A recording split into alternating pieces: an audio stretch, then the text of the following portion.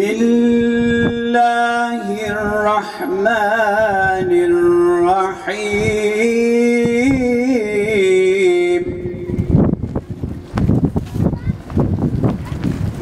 الذين يقولون ربنا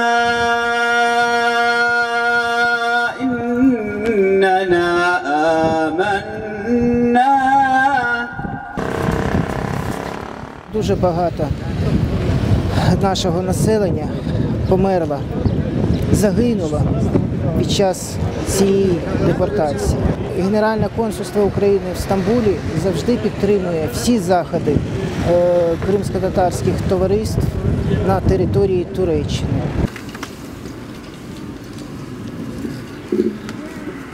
İki tane şey var.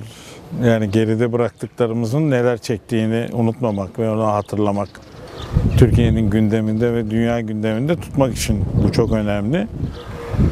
İkinci sebep de Rusların dünyada ne kadar güvenilmez milletler olduğunu, güvenilmez insanlar olduğunu hatırlatmak için çok önemli. Bence bu bugünkü şartlarda bile dünyanın bu gelişen itiş kakışlarda Türkiye ve Rusya ilişkilerinde Türkiye'de yaşayan nüfusun %10'unu teşkil eden Kırımlılara İşte Rusları unutmayınız. İşte bu adamlar güvenilmez. İşte bakın bunlar bizi vatanımızdan etti. Evimizden çıktık. Yollarda dedemizi bıraktık. Gerçekleştiriyoruz.